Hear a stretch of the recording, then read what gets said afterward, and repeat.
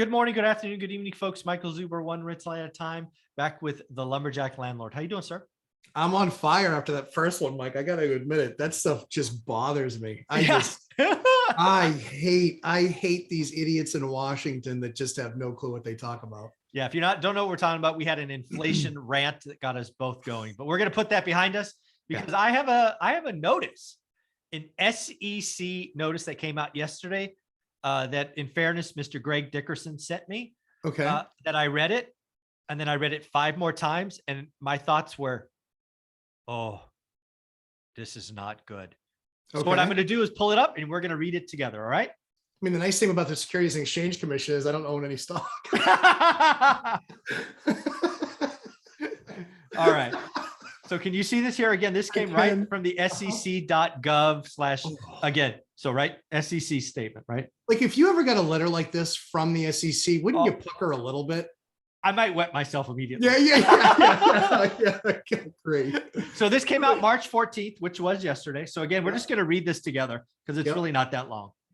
So staff of the Division of Trading and Markets urges broker dealers and other market participants to remain vigilant to market and counterparty risks that may surface during periods of heightened volatility and global uncertainties.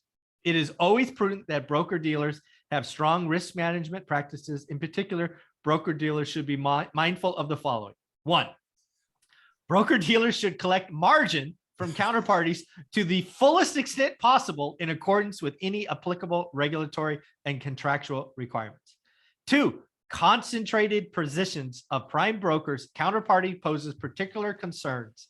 Staff urges broker dealers to seek sufficient information to determine counterparties' aggregate positions in any markets that may experience liquidity concerns and work with the counterparties to mitigate risk.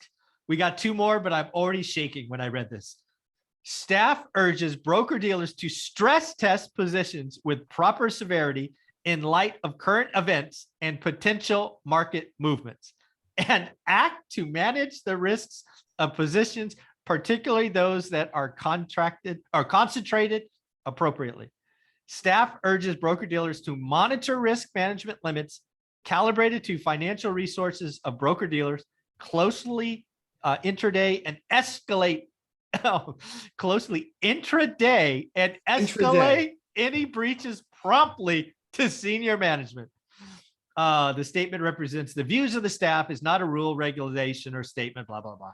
So I read that and then I reread that and I'm like, why would they send this out on March 14th? There's a Fed meeting that starts tomorrow with an announcement on Wednesday. Yeah.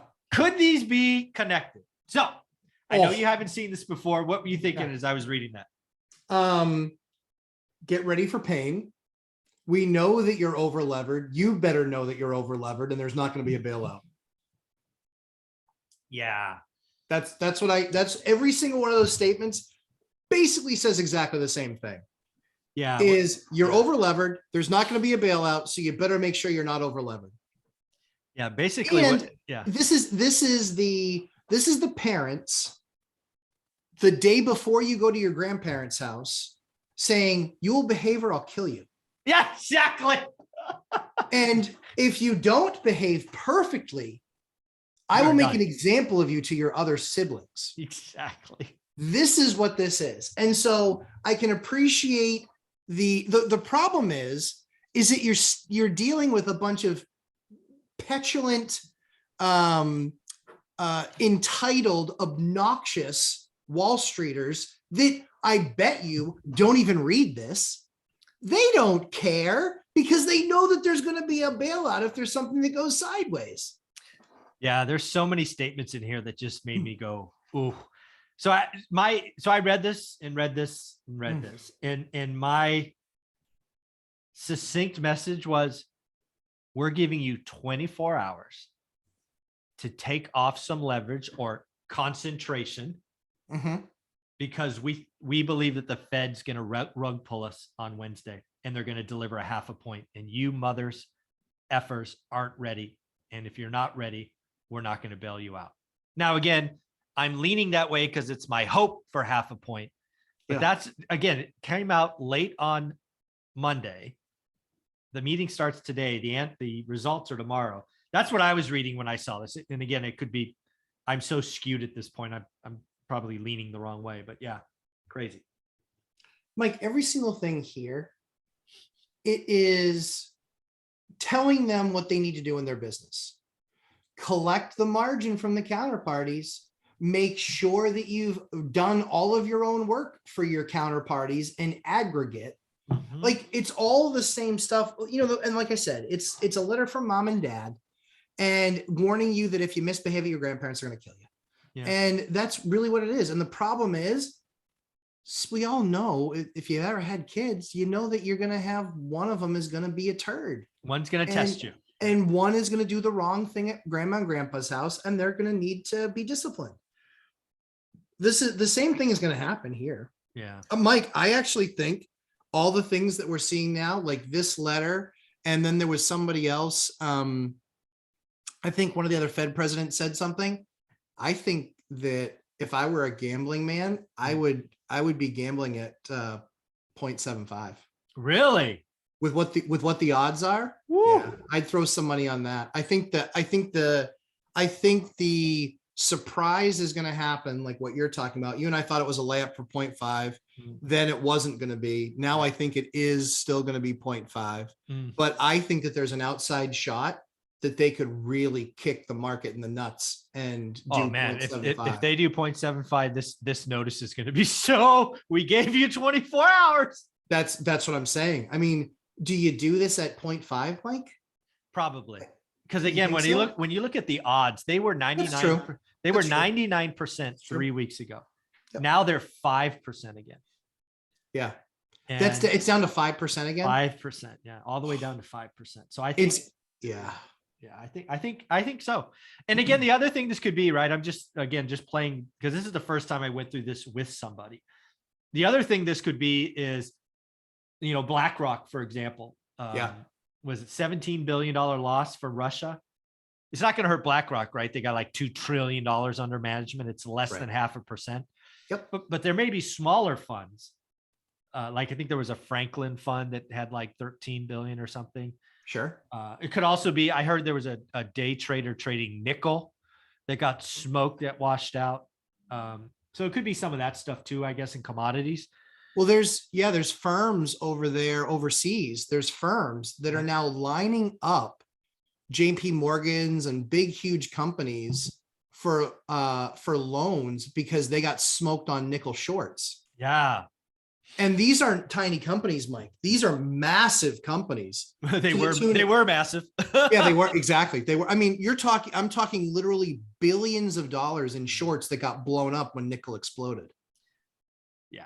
So again, this is an SEC notice that came out March 14th yesterday. Yeah. I have to think that, and again, these notices, I've looked at the SEC site, I don't know, not regularly, but several times a month. Let's just say these notices aren't common. No, they're not very common. They might come out twice a year, like, hey, act accordingly or whatever. Or they might get insight into some rules that they might be changing or highlight bad behavior at one firm. They're not normal.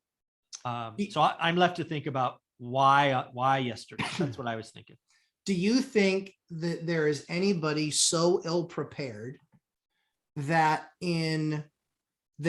based on tomorrow, that Buffett and Diamond get their chance at an acquisition?